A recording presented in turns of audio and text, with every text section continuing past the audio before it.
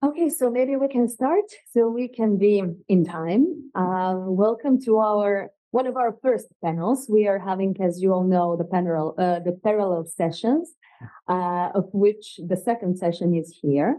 So this is the session that is thinking through the matters of faith. So the matters of faith are not easy, and they're very complex in themselves and also within the academic discourses. And we can think about faith through its discursive effects on the society, or through its institutional elements that are impacting the people living their true lives. But we can also think about faith as something inner, as some specific connection that a person has, as a certain kind of code that operates within us and that helps us leading the life, especially within the times of challenges. So when we're speaking about the Holocaust times, I think that there is really more than plenty to say of how to even think about faith, what are the dilemmas, and how we should approach it. Those are the questions that our panelists today are going to tackle. So this may be the smallest panel. So today we're having two speakers with us, of which one is here. That is Dr. Alex Kor from Witham Health Services, Marian University College of Osteopathic Medicine from the United States of America. And we are having the online participant with us. That is Shannon Quigley, that comes from the Weiss-Livnat Center for Holocaust Research and Education, University of Haifa, Israel. So I think we can start, right? So I will just announce our first speaker. So this is Dr. Alex Kor, and he is originally from Terre, Indiana, and he's the son of two Holocaust survivors, Michael and Eva Moses Kor.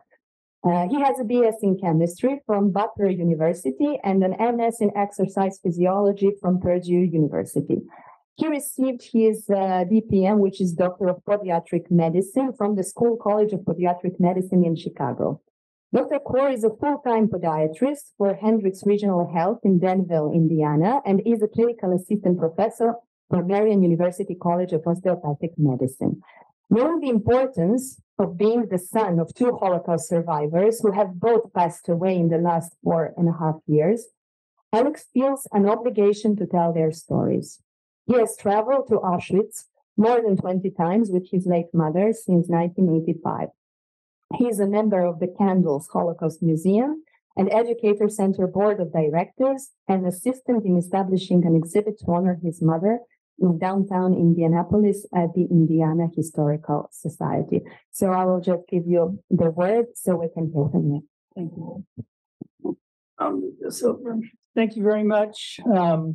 So appreciate it. I want to thank Lily and Yaakov for inviting me, and very happy to be here. So my title of my lecture is Eva Kor's Journey of Hope, Healing, and Forgiveness from Transylvania to Tel Aviv to Terre, a lot of T's. And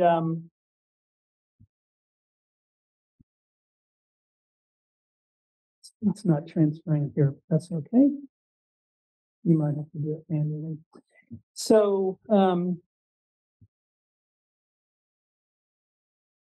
my mom is from Port Romania, and she was one of 4 girls. They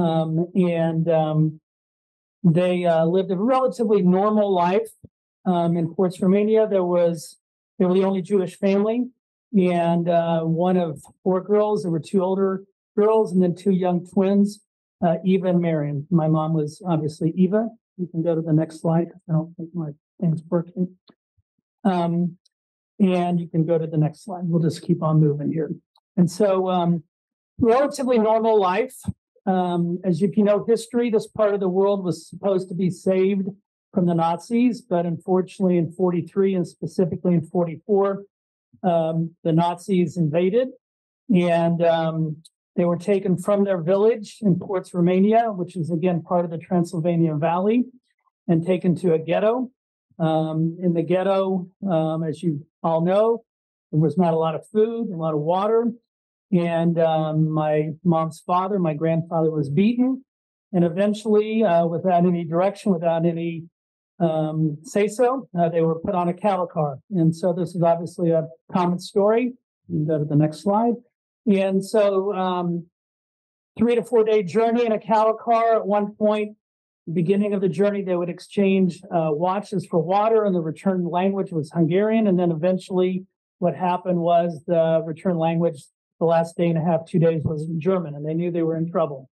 And so all of a sudden, the train stops, the cattle car's open, and it's living hell.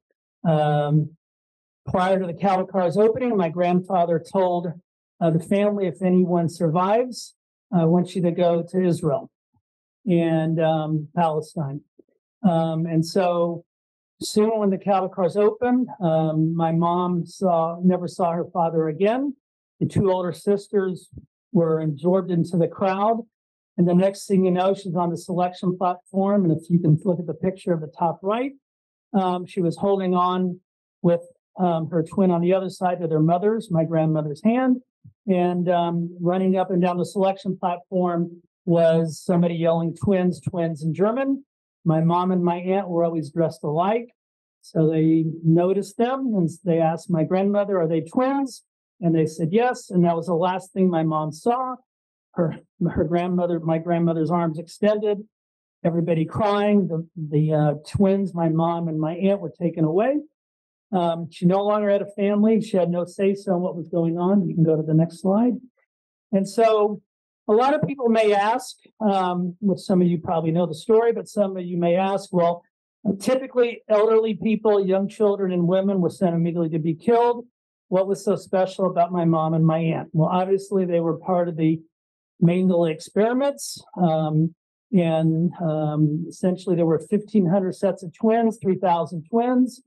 My mom and my aunt were, without informed consent, part of these experiments. And go to the next slide. And during the experiments, they were obviously, with, again, no informed consent, one twin would be injected with some type of agent, something, and the other twin was used as a control. Again, my mom they got to Auschwitz in May of 44. During the experiments, if one twin died, the other one was killed, and they did comparative autopsy. So this was a daily struggle, as with anybody that we're going to hear this coming this week during the lectures. Every day was a chance to die or chance to survive. Go to the next one.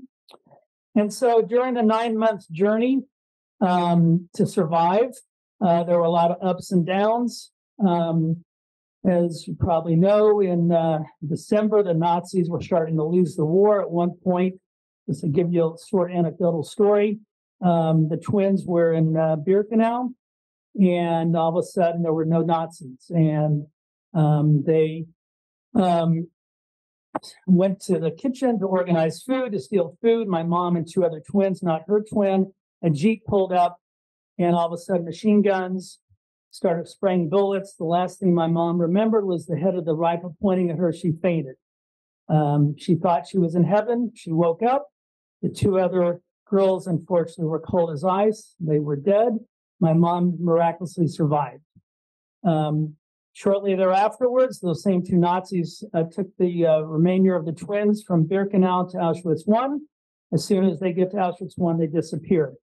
About a month later, all the twins are in a barracks, and they see the Ukrainian unit from the Soviet army approaching, and they were liberated.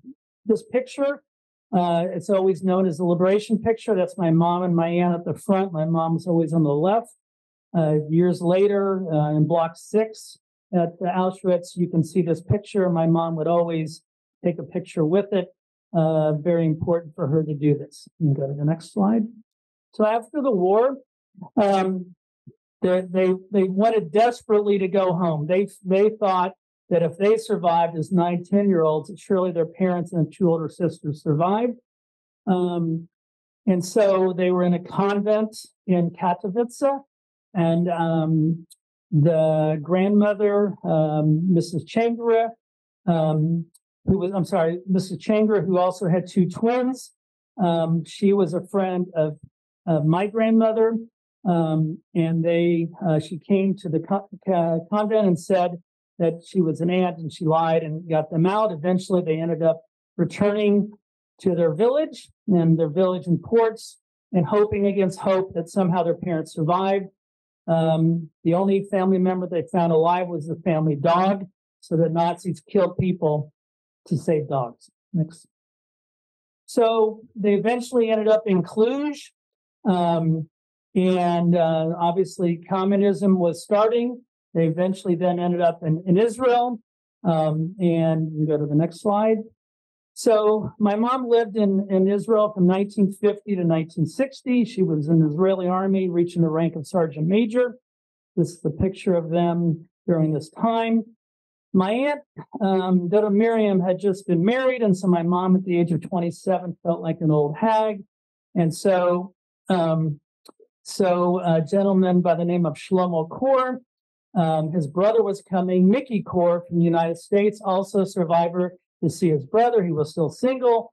And so Shlomo put an ad in the Mahariv newspaper, and my mom saw the ad, responded, and my mom and my dad had this 2-week courtship. My mom spoke no English. My dad spoke no Hebrew. So on the third or fourth date, my dad asked my mom a question. She said yes.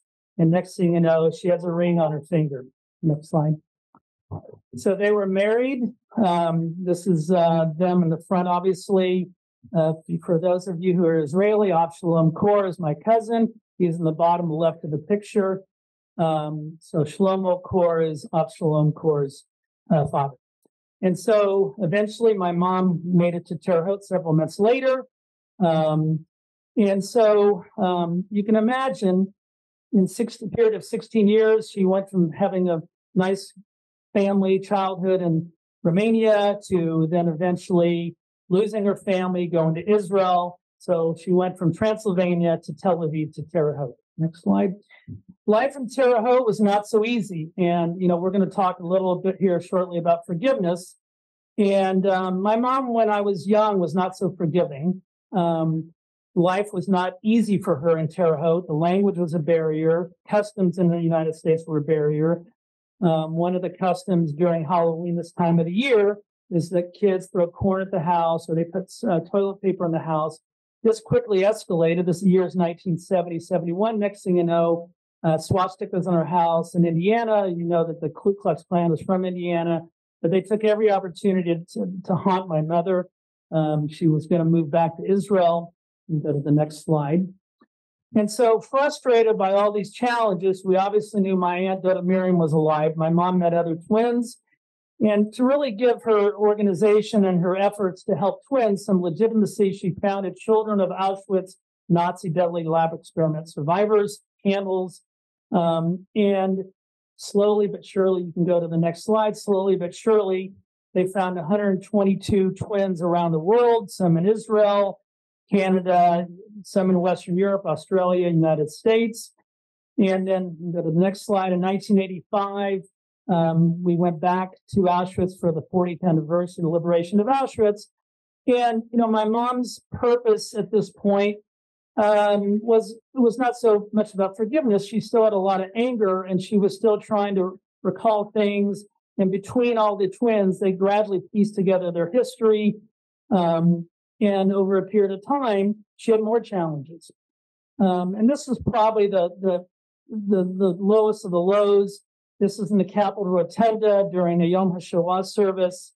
President Reagan was speaking, and my mom simply had a placard, a sign that said, Mangala twins support House of Representatives Bill 215, which was for reparation money for all the twins. A lot of the twins were not as well off as my mother, and she was roughed up. The policeman to her left, to our right, this was his first day on the job. And she was arrested, went home to Indiana, had death threats, and she couldn't believe this was happening in her hometown, in her home country, her new home. Yes? And so things got even worse. My aunt went into kidney failure. My mom donated one of her kidneys when they took the kidney out of my aunt. I think it was Hadassah Hospital, but my mom went to Israel. They took the kidney out. My mom donated one of her kidneys. That kidney had not developed on the age of 10. And so approximately 6 years later, my aunt died after getting chemotherapy in Indiana as well as Israel. And so this led my mom down a spiral. She didn't know where to turn. And so a lot of people don't understand, but she was trying to help a lot of the other Mengele twins. And through a strange series of circumstances, she happened to meet a Nazi doctor that was cleared of all charges in Krakow. He was at Auschwitz, but he was actually a doctor in the Hygiene Institute, Dr. Hans Much. And she met him at his home in Germany. And her main purpose was to see if he knew what experiments Mengele had done. Maybe she could help some of the other twins that still had both sets of twins. He said to his great, he was wanted to help, but he said, no, I don't know anything about Mengele's experiments. He saved some 20-some Jewish doctors during the war. But he said, this is the nightmare I live with. And my mom said, oh my goodness, you have nightmares too. And so he went on to tell how the gas chambers work, because one of his other jobs was he signed one death certificate during his shift for all the people that had died. And my mom said, this is very, very important information. You should tell the world. Why don't you come with us to Auschwitz on January 27th, 1995? And he said, of course, I'll do this. So she came home to Indiana and told me the story. I was always not in agreement with some of my mom's ideas. She said, well, I need to figure out how to thank him for documenting the Holocaust. So my parents didn't drink much. She went to the liquor store. She went to the flower shop. She went to the card shop. Nothing seemed appropriate. And then suddenly, over these periods of months before January 27th of 1995, she came up with the idea that she would forgive Dr. Munch. This would be the highest honor that she could give him. And so she wanted to thank him, and this was the best way that she could do it, was to, in her name only, and I need to stress that, in her name only, that she could forgive Dr. Munch. When she went and spoke to her English professor, my mom's fifth language was English, and she was afraid that she made some grammatical errors. Dr. Kaufman said, well, Eva, your trouble is really not with Dr. Munch, it's with Mengele. Well, my mom wasn't so ready to forgive Mengele. We had the ceremony January 27th, 1995. My mom felt immediately no longer this chip on her shoulder, that she was healthy and that she had healed. So she eventually decided to forgive Mengele as well, in her name only. You can go to the next slide. So I'm a foot doctor. I'm not a psychologist. So I spoke to a friend of mine who happens to be a second generation, Dr. David Kupfer. And I don't like to read slides, but I will read the top part of this. Forgiveness is the path from hurt to healing, from anger to peace. Why forgive people who truly hurt you and treat you unfairly? Because forgiving them will make you healthy and happy. Letting go of resentment is good for your heart, both emotionally and physiologically. He went on to describe absolute forgiveness, which probably is more the Christian perspective, and we can talk about faith, and was more my mom's probable path to forgiveness, was more absolute forgiveness, because by the time my mom forgave, Mengele was no longer there, versus conditional forgiveness that was probably more in line with Jewish and Muslim, and essentially it shows that the perpetrator repents in some way. You go to the next. So, I'm constantly asked, and I ask myself, when you forgive, do you forget? Is it the same thing? Obviously, we're talking about faith. There's some religious reasons for doing one or the other. And then recently I found an article from a rabbi in the Jerusalem Post, and he was trying to approach forgiveness. I can't forget what the Nazis did to my family, and I understand that. Go to the next slide. So for me personally, as a son of Eva Kor, I saw an incredible change in my mom's demeanor, her happiness from 1995 on. She laughed more, she smiled more. And, I think from my perspective, my mom died July 4th, 2019, during one of our trips to Auschwitz in Krakow. she lived another 20 some years of her life. And I don't think that would have been possible. Obviously, I'm very anecdotal when I talk about this, but I think it was very important for her to find her path to healing, and her path to healing was through forgiveness. One other terrible thing happened after she opened the museum was a white supremacist in 2003 burned the museum down. And you can go to the next slide. And you know, this is not meant to in any way promote my mom, but she was so happy to see that in some way other people at least appreciated her ability to forgive. So there have been a couple of movies and this and that. You can go to the next slide. I've always, you know, debated whether or not my mom, because I'm commonly made aware, especially after she passed away, why she had to be so outspoken. I didn't realize that she would touch so many people by forgiveness. So many people would come to Candles Holocaust Museum not only to learn a little bit about history, but they wanted to learn how they could forgive an ex-wife, forgive somebody in their family that had done something wrong. And I think really this is a gift that my mom gave society. And next. So before we have questions and answers, we have a special guest. So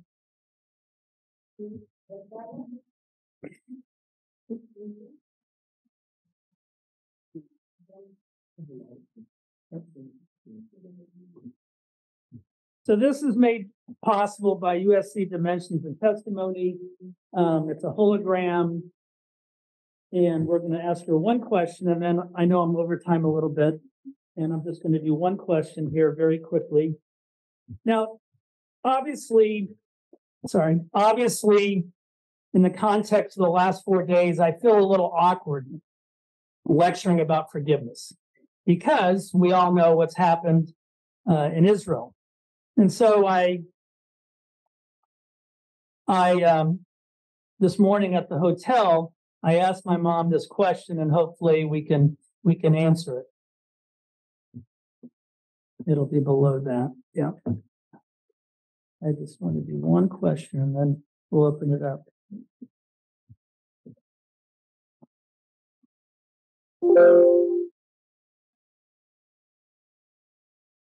We had it earlier. Oh, there we go. Now I can get that.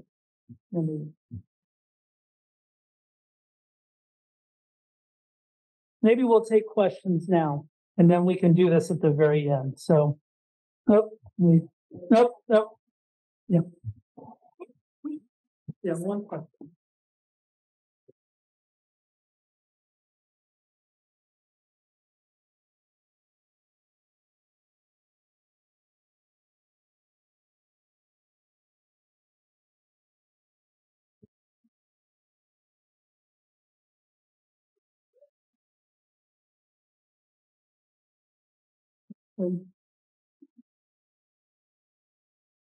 I believe it is possible.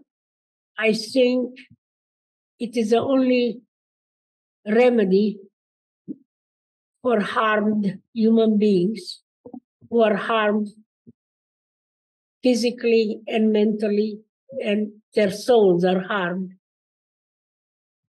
It should be instituted, and that's what I talked to one of my friends. It should be instituted in the United Nations after a genocide. Try to heal the survivors. It is a gift. I agree that we needed and they need food, shelter, and medical and legal help, but they also need to have the information that they can heal their aching souls and somehow feel almost whole again. So thank you. I'll be glad to answer any questions. And the reason I bring this up is that, as I just said, but I talked to a lot of friends and people that heard my mom speak many times. And one of the things that she always stressed that until the guns are down, there's no more bullets, there was no way she could forgive. She had to survive first. So I welcome your questions. And again, thank you for the opportunity. Thank you, Dr. Kaur. Yes. So now I want to invite us all to think about the questions. I can personally say that it is very hard to respond to such a complex story, which is a life story, and which is the essence of the value of the Holocaust legacy, I would say, because these are not the stories that could be taught in an easy way. But again, I'm very thankful that we can hear these stories, and I'm very amazed how the technology works nowadays. So it can bring us a little bit closer to the stories, which is, I think, especially important for the third and the fourth generation that is coming. But I would like to invite you if you have a question. Yes, and I have to ask you just to turn on your microphone, which is, sorry?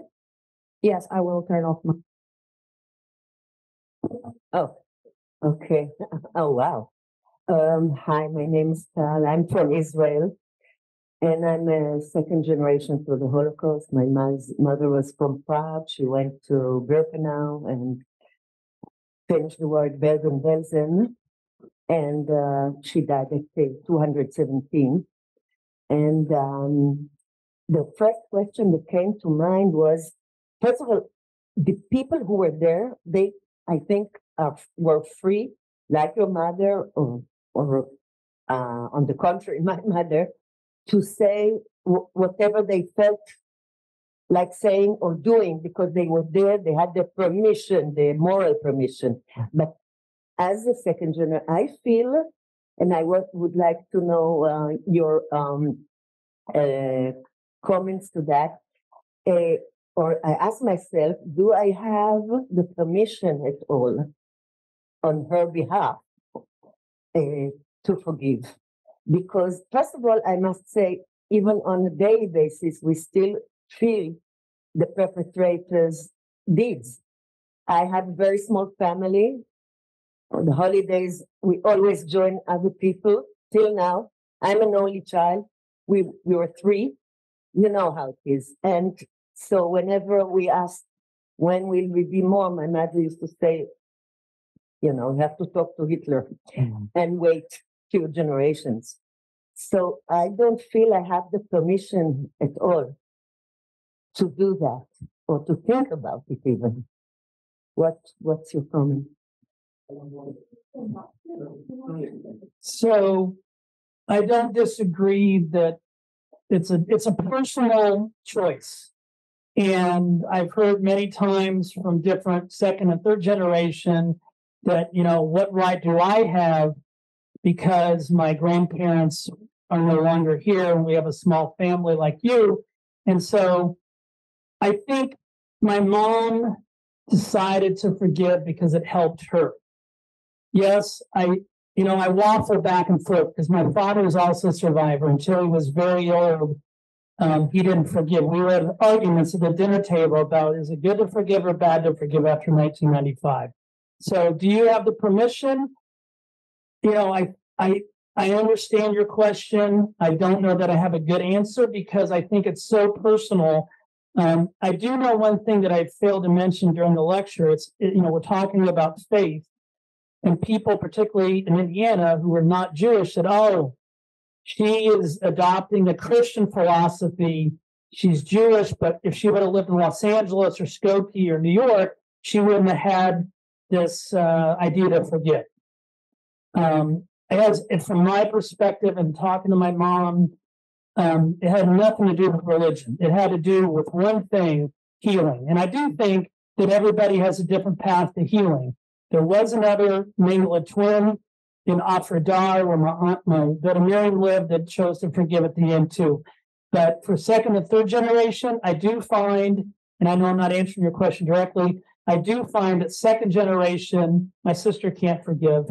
I do find the second generation have a much more difficult time because they had a direct connection. I do find third generation, when I lecture, their eyes open up. I never thought about forgiveness. And I'm not a psychologist, but I think the distance in time and connection, a lot of the third generation never met their grandparents and did not know directly the things that you and I know because we had to live with parents that had these nightmares and challenges during life. So I think it's a very personal decision. Do you have the permission? I'm not here I think, and for this, God can only give us permission. And so it's a tough question, and I don't have a good answer. Thank you. Are there more questions? Yes, Yes, yes. thank you very much. It was very nice what you shared with us. So, and this is how you felt, because you know how your parents suffered, how your mother suffered, and it's really petrifying experience. So, what were your emotions about that? What were my emotions when my mom told me she was going to forgive? I was always concerned about what other people thought about my mom, and still am. So for me, I didn't think it through until I started seeing the ramifications 5, 10, 15 years later. And so for me now, I think like my mom, I think that forgiveness should be something that, and my mom would say, when little kids in the United States learn reading, writing, arithmetic, now they should also learn the skill of forgiveness. I think I've seen so many people change before my eyes once they met my mother. I think that my initial knee-jerk response to say, Mom, I don't think this is a good idea, I think I was wrong. And a lot of times when I talked to my mom, I always thought I was right. But I think in this case, I was 100% wrong. And so my initial response was, no, you shouldn't do this. And at the time, my aunt, Donna Miriam, had passed away, and most of the Mengele twins live in Israel. And my aunt always kind of was the filter. She always helped any of my mom's crazy ideas. She would talk to the other Mengele twins in Israel and help out. I want to add, I was looking through some old emails and just want to read this, and this might help explain something. About 10 years after my mom forgave, I found an email that she sent to my sister and I. Dear Alex, for years I'm thinking of a new way to talk about forgiveness so the survivors will not misunderstand me. I often call it self-healing.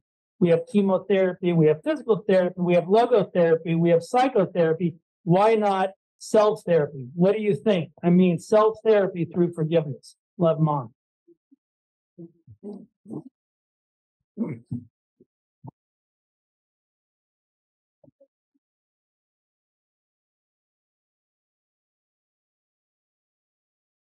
Small audience. First of all, thank you so much, Dr. Cole, for coming from the States for presentation. And I want to thank you even more that you started with the connection nowadays, what's happening in Israel, and your mommy's forgiveness. And I was really asking myself, sitting here among us, are you able to forgive for the last 4 or 3 days? No. No, I'm not able to forgive. I have, well, if we talk about what my mom said, the guns, the bullets are still flying. So from that standpoint, I don't think any of us can forgive because we have too much. We've got hostages. We've got so many things. You know better than me, but I do have second cousins in the army. I mentioned Mrs. Changara. Her granddaughter is in a hospital working as a doctor, first-year resident. She just sent out a Facebook post about one of the doctors that was killed today and that she worked with, one of her attending doctors. So for me, no. I mean, I think it's, I'm still in shock. I don't live in Israel, but I have a connection. So to answer your question more succinctly, right now I'm not ready to forgive, no.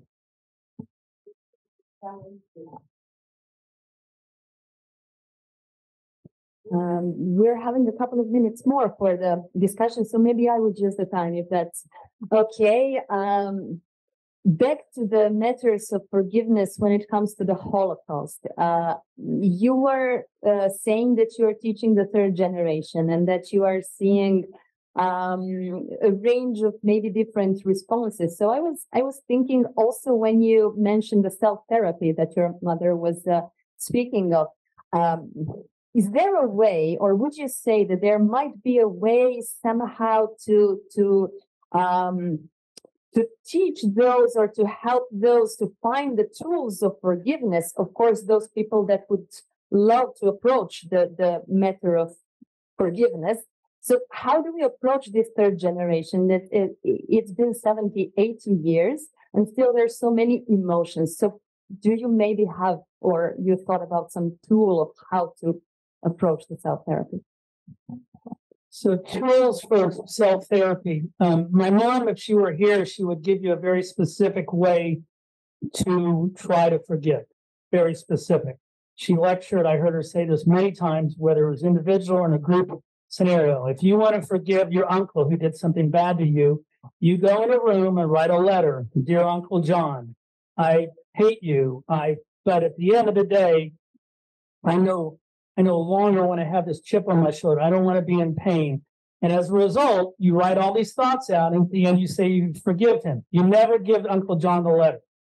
And she has seen it helped her, and she would teach people, whether they came, like I said earlier, to candles to learn about the Holocaust or to learn about the Holocaust and forgive. I've seen her so many times talk to people individually, and this was exactly her advice. So I do think, again, I'm a podiatrist, I'm at the other end of the body, but I do think that people that have a hard time forgiving, whether the third generation or second generation or have no connection to the Holocaust, I think this would be one example of how my mom did it and other people followed suit. Thank you so much. I appreciate it. I will think about it. Okay, so we are exactly at the half of our session. So I propose, if you have still a question for Dr. Kaur, maybe we can squeeze another one. Yes, we are at the half of the session. So I was thinking that we can slowly go for our other panelists. But if anyone has another question that's waiting for the answer. Was there any special character? How would you characterize your mother to have done something so unique? What was in her, in her soul that could enable such a thing that no one else had done? Very simply, in the movie Forgiving Dr. Mengele, my sister was asked the same question. And my sister said, my mom is unapologetic. She didn't care about what other people thought. She wanted to do things to help her. Whether it helped the rest of the world, didn't matter. If it helped her, she knew that she would live a healthy, happier life. And so I would say one word, unapologetic. Thank you. Are there any more questions for now? Okay.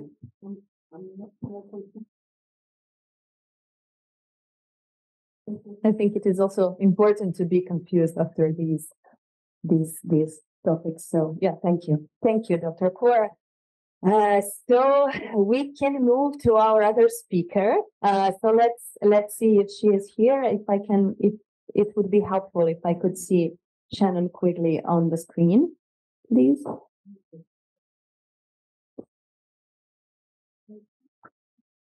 So, Shannon, can you hear us and can you see us? Just to check. Yes. Yep. Okay. You. So I will now announce your presentation. So we have our colleague Shannon Quigley from Weiss-Livnat Center for Holocaust Research and Education, University of Haifa, Israel.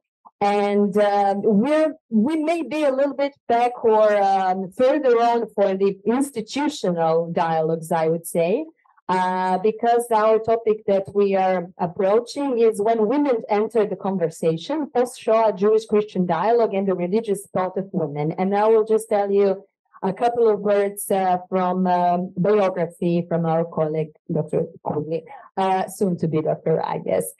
Shannon Quigley is a PhD candidate, right? If I am right, Shannon? Yes, in Weiss-Livnat Center for Holocaust Research and Education, University of Haifa, when she focuses on the German churches in the Nazi era and their connection to the Holocaust, as well as post-Shoah reconciliation efforts between Jews and Christians.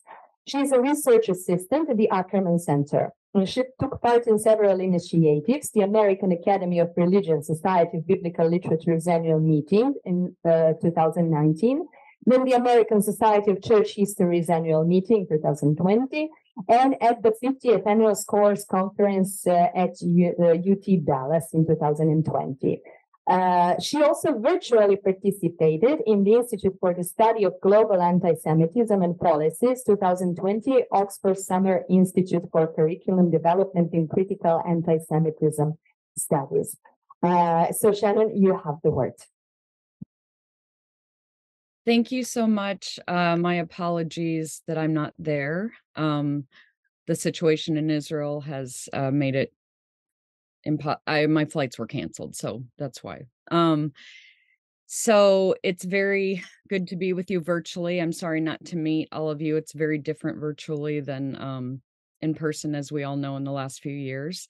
And I thank Lily and Yaakov, as well as the whole organizing committee, to be able to be a part of this. And so I'm going to get to my presentation. Okay. And I have a PowerPoint, but I only have like 4 slides. So I may, if it doesn't come up, I sent it in, but it's not a big issue if it doesn't come up. It's basically pictures of the women I'm talking about and some of their works. Okay, so do we have it here? We should have it here, right? Or I actually it with you. Yeah, I also have it. Maybe if you could share your slides, maybe it would be easier. Yeah, let me do that further in because I'm using my computer to with my presentations on my computer. So I'll bring it up when I get to that part. So to paint a picture of the movement of repentance and then dialogue and reconciliation between Jews and Christians after the Holocaust or the Shoah is to tell the stories of those whose lives havoc was wreaked upon and those who were moved to do something to help annihilate the hatred that released the devastation. The thrust of those involved was to respond to the catastrophe by digging into the ideology that undergirded it in its earlier religious form, anti-Judaism. In the modern secular era, this religious hatred remained, but also helped to birth a new and transformed version of Jew hatred, anti-Semitism, a racial hatred denying one the ability to shed the stigma. You were marked by the virtue of being born into the family, the tribe, the people who were yours. Eugenics opened the door to an ideology of the hierarchy of races and ethnicities among the German National Socialists, alongside many other political parties and groups in many other places. The combination of centuries-old religious anti-Jewish hatred alongside racial anti-Semitism cast a stain on the heart of Europe that could never be washed away. After the Holocaust, a reckoning began. The facet of this reckoning that I will look at is that which dealt and continues to deal with the religious backbone of this hatred. Those Christians involved chose to work within their own ranks to eradicate a 2,000-year dialectic that had not only fostered an anti-Jewish worldview, but also actions to end the very life of Jewish people for centuries. Those within the Jewish community involved in this dialogue helped to shed light on Christendom's blindness and the teaching of contempt within Christian theology. The term teaching of contempt was coined by French Jewish historian Jules Isaac, who began a treatise of sorts on Jesus and the Jewish community of the New Testament world, Jesus and Israel, during the war. And after losing family members in the Holocaust, he gained audience with the Pope to plead that the Catholic Church examine anti-Judaism in the church and make changes in liturgy and theology after the devastation of the Holocaust in Christian Europe. Isaac's visit, alongside the involvement of other Jewish thinkers, such as Abraham Joshua Heschel, influenced Vatican II's statement related to the Jewish community, point 4 of Nostra Aetate, and the embrace of a series of changes related to the Jewish people within the Roman Catholic Church. These shifts affected the larger world of Christendom, with other denominations and groups following suit over the decades with formal statements of apology, changes in theology and liturgy, and attempts to comprehend living Judaism. After more than 1900 years, the largest shift in theological thought within Christianity began to take place. Jesus, alongside the scriptures canonized by Christian leaders in the centuries following Jesus's life, and those embraced and taught by Jesus himself, began to be seen for what they had always been, undeniably Jewish. The story of the attempts of a number of Nazi-era German theologians to de-Judaize Jesus and the scriptures is a story for another day, but in itself exemplified the necessity of affirming and bringing forth the Jewishness of Christianity's sacred texts and central figure. Yet the battle to excavate the Hebrew scriptures and New Testament from the anti-Jewish tone they had come to be associated with was and is a task that will likely go on for centuries to come. There's so much more to be said regarding every aspect of the work of Jewish-Christian dialogue after the Holocaust and the many involved along the way, but for the sake of time, I'll turn to two pioneering women who crossed boundary lines to involve themselves in this area of research, eventually both making it their life's work. To begin with, I'll give a snapshot of the two women I'm looking at today. Charlotte Klein was born in 1915 in Berlin to an Orthodox Jewish family. She enjoyed celebrating the Jewish holidays in synagogue as a girl, but by the time she was in her 20s, she had put off the religiosity of her parents. After the rise of the Nazis in Germany and the Kristallnacht pogrom of 1938, her parents immigrated to British Mandate Palestine, or pre-state Israel, after she helped secure visas and her father's release from a concentration camp. Charlotte went to Italy, but was denounced soon after as a Jew and joined her parents and her brother who had gone earlier to Palestine. I'll bring up a picture of her and share that on the screen. Can you see the picture? You can see it, okay? We can see it, yes. Okay, great. Okay. Charlotte connected with the New Testament and became a Catholic in these difficult years, the war years and the years of the Holocaust. And she joined a women's Catholic community, Sisters of Zion, in 1945. She taught school in Jerusalem and was then sent to England in 1955 and began her academic work, which would eventually lead her into work on Christian anti-Semitism and Jewish-Christian dialogue. Charlotte's personal background is unique in that her personal and religious identities cross the borders, excuse me, of what it meant to be a Jew and what it meant to be a Christian. Her writings reflect an intimate knowledge of both Judaism and Christianity, and she found herself bridging an enormous chasm between the two through both her work and her life. Alongside her writings, lectures, and involvement in varying avenues of interfaith relations, Charlotte co-founded the Study Center for Jewish-Christian Relations in London, which aimed to educate Christians on Judaism as well as cultivate Jewish-Christian relationships. Charlotte's focus was anti-Semitism, particularly that which was tied to Christianity. Okay, Eva Fleschner. Eva Fleschner was born in Vienna in 1925 to a Catholic mother and a Jewish father. Eva was raised as a Catholic and her father later converted to Catholicism, yet this did not spare them from having to flee upon Germany's annexation of Austria in 1938. Eva and her brother were on a kinder transport to England while their parents immigrated to and got settled in the United States. Eva later joined her parents in the US, got her BA, and then fell in love with the Catholic renewal movement while visiting France as a Fulbright scholar.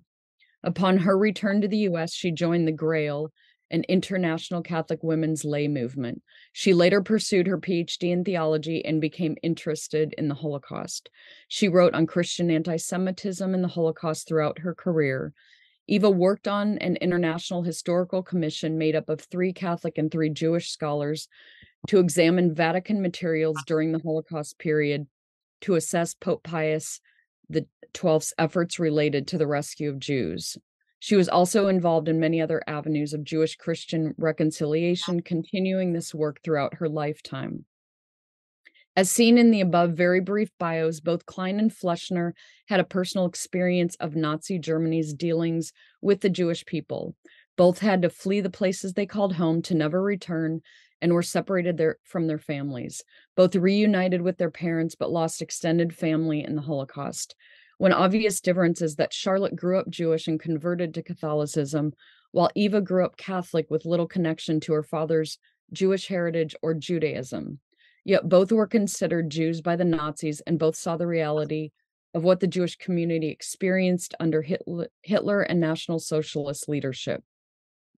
In an era where a confused version of racial hatred was central, life or death came into question. If you were born to a Jew, the question of who you were allowed to live among became the question of whether you were allowed to live at all. As Hilberg noted, quote, the missionaries of Christianity had said in effect, you have no right to live among us as Jews.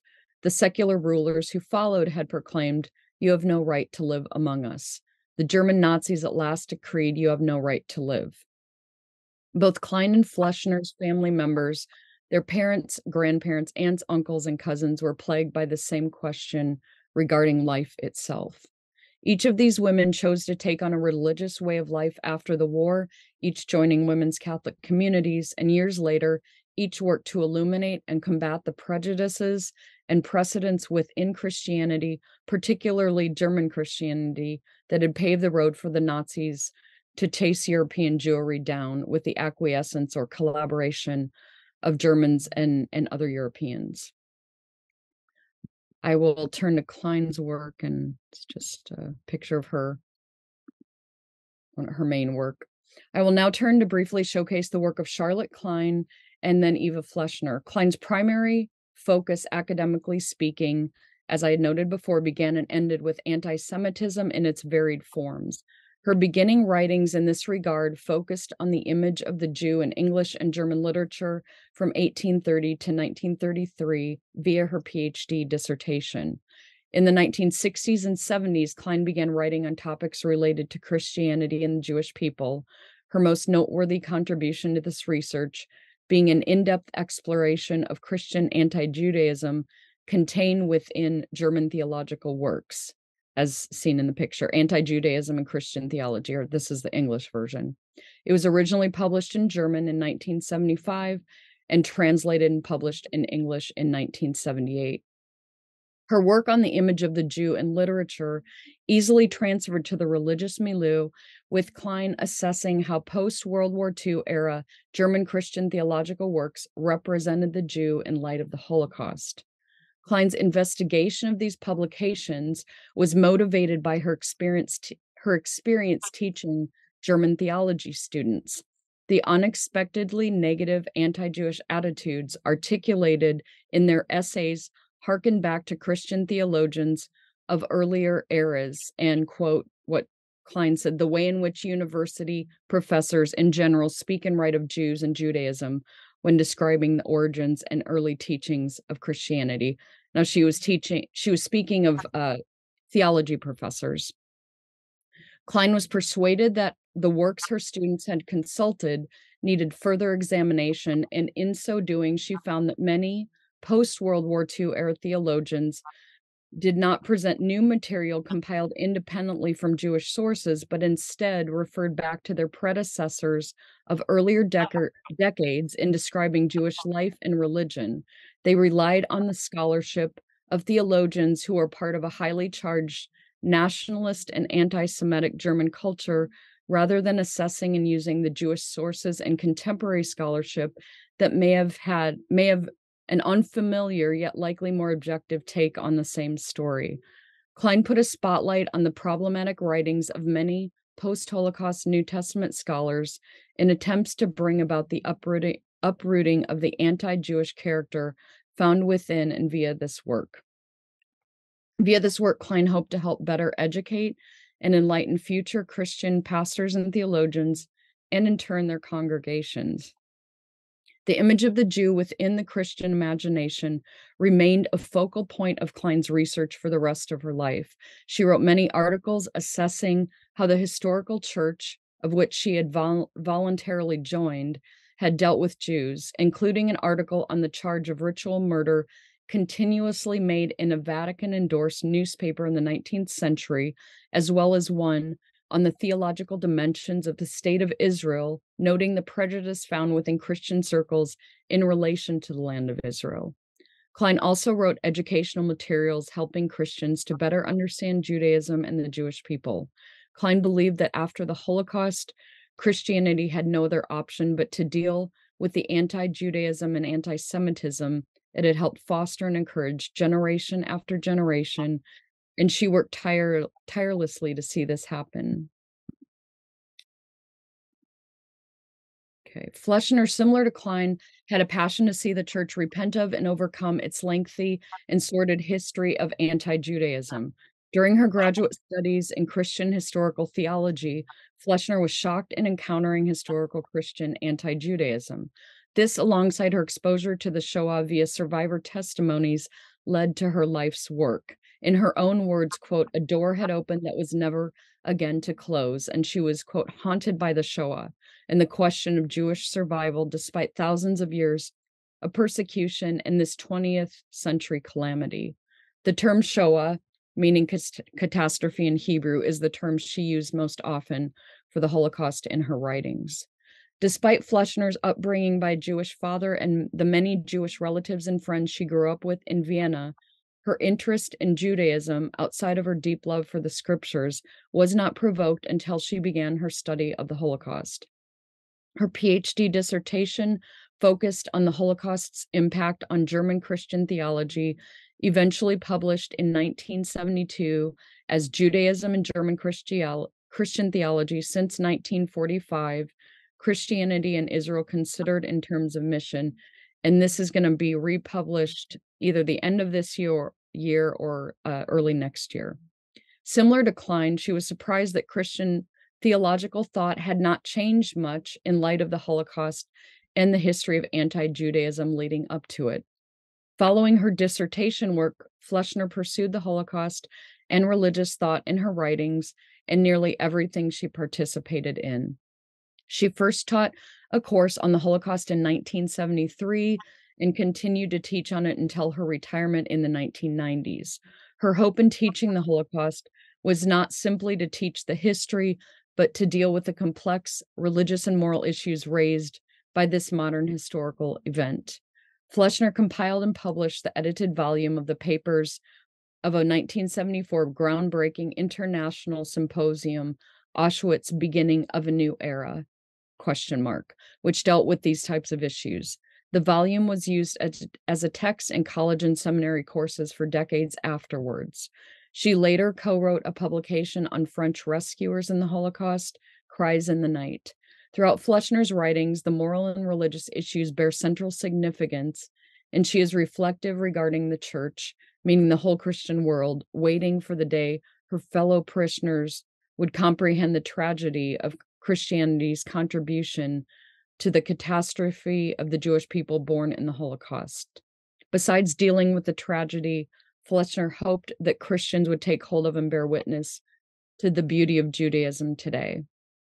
As can be seen in my brief outline of each of Klein and Fleschner's work, they shared a similar passion to eradicate the hatred that had come against the Jewish community through the Holocaust, particularly that which was buried within a Christian narrative. Each one directly confronted the teaching of contempt and Christian anti-Judaism in their work, spending a great deal of time researching, writing, and teaching on these topics. Each labored for and hoped to see Christian leaders and lay people embrace a critical reorientation in Christian thinking and theology that would affect the actions and attitudes of Christians for generations to come. While Klein's focus was primarily on assessing the image of the Jew and anti-Semitism in what would be called literary formats, including religious works, Fleschner was a scholar of theology and religion, with the implications of the Holocaust becoming her primary area of focus. Despite these slight variations of approach, Klein and Fleschner found much common ground in their assessments of Christian thought regarding the Jewish people and desired to see change. Each one's life story and relationship to the Holocaust eventually became a part of their life's work and can be understood as a part of a larger category of Holocaust response. Thank you. Thank you, Shannon. And now we have the time for questions. Yes, you can turn on the lights. Does anyone have a specific question right now? Yes. Hi, Shannon. So we're talking about faith, religion, theology, and the Holocaust. In my experience with particularly Mengele twins, and that's my most experience, is there any, in your studies, do you find that people, Jewish people that were maybe very religious before the war, after they survived, became less religious versus families, young children, Jewish children that were not very religious before the war, and then after the war, because of their experiences losing family, became very religious? I've always wondered about this, and of course, this is me with anecdotal studies of 122 Mengele twins, but I've always been intrigued by this. Thank you. And thanks for your presentation, because the issue of forgiveness, of course, plays into this. I didn't touch on that at all. But you know, these are issues that forgiveness is a major issue within this discussion.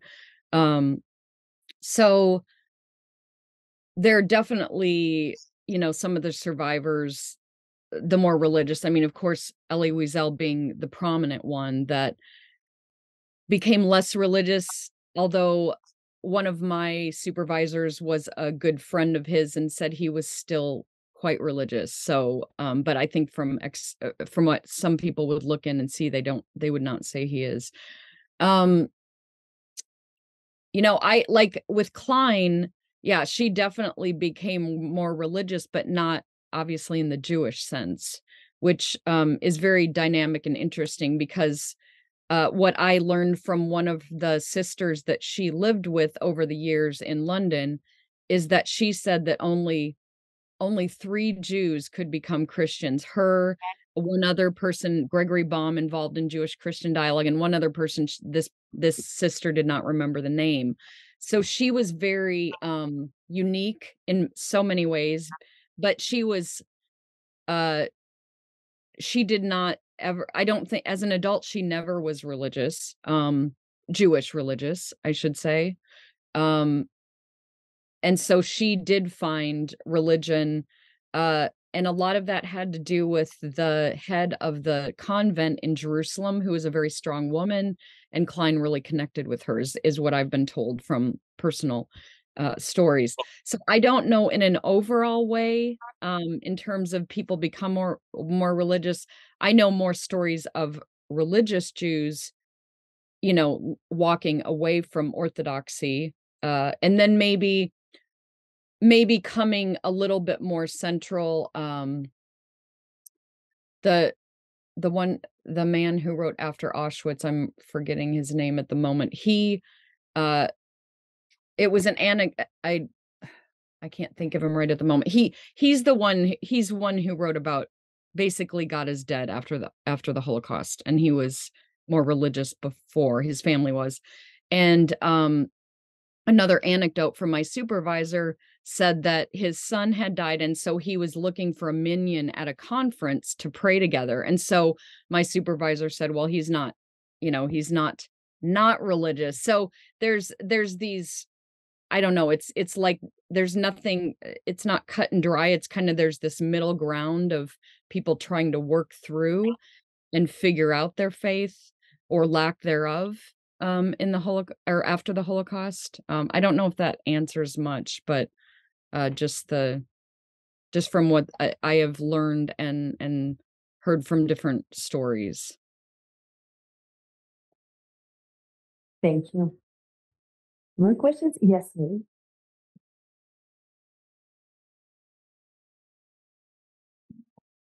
I wanted to make a comment. You mentioned Primo Levi.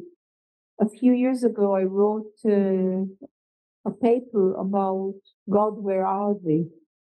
Referring to Primo Levi, Elie Wiesel, and Katzetnik. And the conclusion was, the first one said, God is in bread, and the other said, God is in a portion of soup. And the third wrote, when he was watching a young man hanged up in Auschwitz, just because he happened to be at the spot, he said, God is in the gallows. So I think that religion after the Holocaust, especially in Holocaust survivors' writings, it's a very complicated issue. I remember my father, again, I'm coming back to you, Dr. Kaur, the antithesis of forgiveness. He always said, well, I saw God going out from the chimneys of Birkenau. And I think that it's a very personal and tricky issue about religion, faith, and your issue of forgiveness. Thank you. Thank you, yeah, for that comment. That's, yes, helpful and right, and, it is very personal and it's very complex. It's Richard Rubinstein is the name I couldn't think of, who wrote After Auschwitz. Yes, it's very much a varying, and, I know Primo Levi, the story about forgiveness, the sunflower, which is and then there were all these responses about should he have forgiven for all these other people, and this is where a lot of those involved in Jewish-Christian dialogue actually responded in that regard, and of course it had somewhat to do with whether you were Jewish or Christian, how you believe forgiveness goes, but it also kind of reflected the responses to this reflected how there was more of a bridging of a gap between the two in terms of the issue of forgiveness, particularly. Thank you so much for sharing that. I'd love to actually read your work.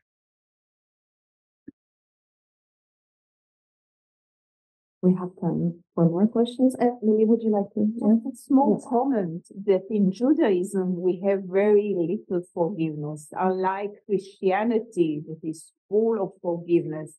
In Judaism I'm quoting in Hebrew, לשלם עוון אבות על בנים על שלושים והרביעים, which means I'm going to punish for the parents' sin, this second, third, and fourth generation. It's very, very far away from our religion. Yes, we have another question. Just a comment. It's depending which sources you get. Yom Kippur is all about forgiveness. And I think what Professor said about the healing power, I think it's very strong in Judaism, at least for me.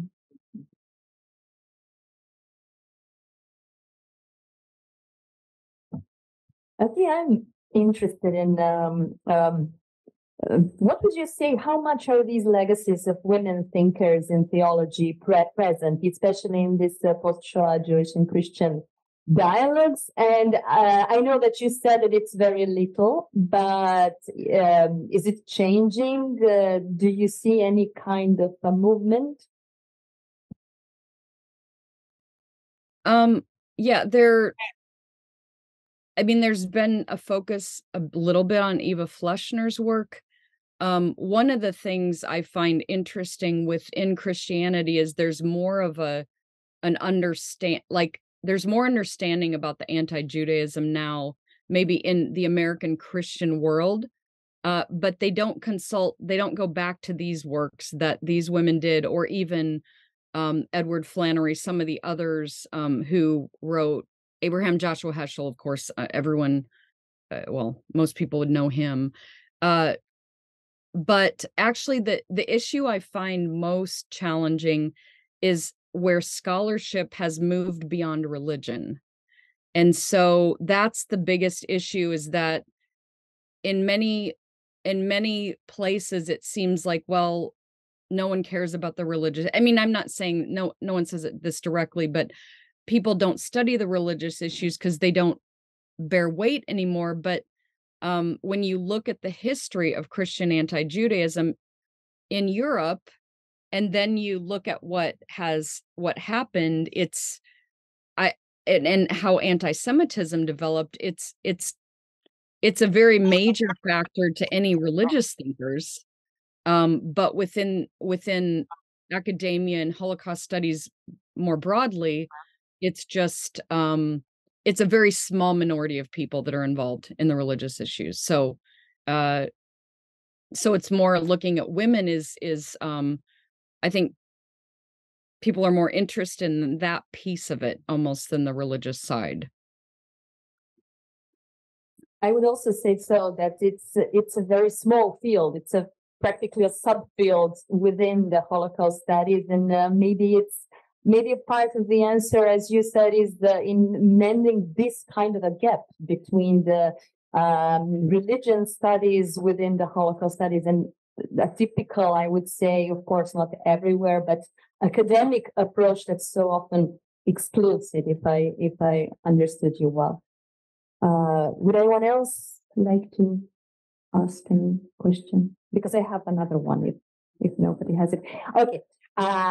So is there a kind of a specificity that you would maybe see that specifically women bring to this post-Shoah Jewish-Christian dialogue? What's that element, if there is such an element?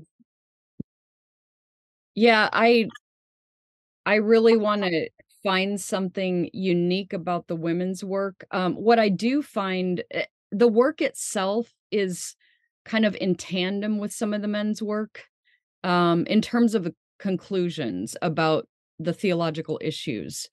But what I do find with some of these women is that they did this work with they didn't have positions of leadership.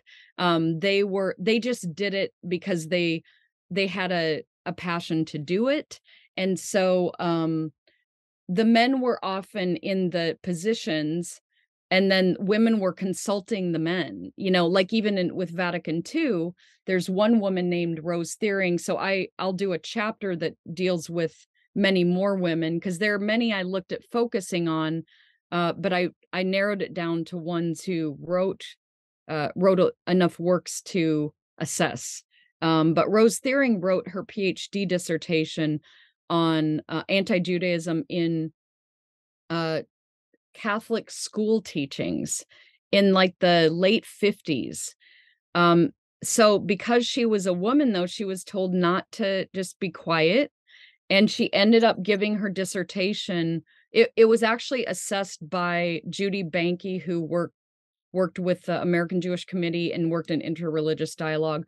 She wrote about it. And then it was actually rewritten by John Pawlikowski because Rose Thiering said, no one's going to read it. I'm a woman. And so at that time, and so it was published in the early 70s. So there's definitely this, one of the things that I see is that they're doing it they're not going to get anything out of this in a sense, at the time that they're doing it, because of the role of women in the leadership circles. Even Judy Banke is a Jewish woman, and she basically helped develop the field herself, because she started in the 50s, and she rewrote and published things not under her name. They were under the name of the rabbi she worked with, or just a publication by the agency. So that's the part where they didn't get as much recognition. The Sisters of Zion, who Charlotte Klein was a part of, they did a lot of back work prior to Vatican II for decades, actually. And so they were there pushing behind the scenes, but their names aren't known for the most part. There's some work done in France, because that's where they were headquartered. But that would be one of the major things that I've seen that is a takeaway, is that these women basically just did it anyway. Whether it was whether it was something that they should do or not, they were compelled, and they just kept working towards this end because they thought it was the right thing. And like Klein, I would love to find something about if she had a journey of forgiveness, or even her personal journey of how she became Catholic, because that's a very big deal. Her family, her parents, considered her dead for a while. She never reconciled with her mother because her mother died before she reconciled with her father. And so there's quite a lot of backstory, but I have not found any resources in that regard. So thank you. Thank you so much. Yes, this is a field that is still having so much to uncover. So this is very precious that you have just said. We have maybe a couple of minutes more. So if anybody else wants to pose another question, yes? Just like to comment, I think it also stems from one's upbringing, the homes that you came from. For instance, my mother belonged to a more secular Jewry of the Austro-Hungarian region, and they were not religious. And so that's for one. And then maybe it was easier for her after the war to say that she didn't expect anything from God, and they were divorced a long time ago. Maybe for someone who is less secular originally, it would be more difficult. So that's something to take into account, I presume. Thank you. Yeah, no, thank you. That definitely if you don't really think God's going to do something for you, then you don't have the disappointment, right? I mean, on a massive scale, of course. So yeah, no, that definitely plays in. Thank you. Okay, we'll open up the microphone once again, just in case anybody wants to add anything. Yes, I also think so. I want to thank both of our panelists. Thank you so much. You've opened up so many important questions that I think would not stay only within this panel, and also they would not stay only within the academic conversations. These are the matters that somehow come to each of us, and I think that we are left with, as you said, many questions that we are confused in an important way, and that we are going to think about this personal effect of the faith and how we conduct our lives.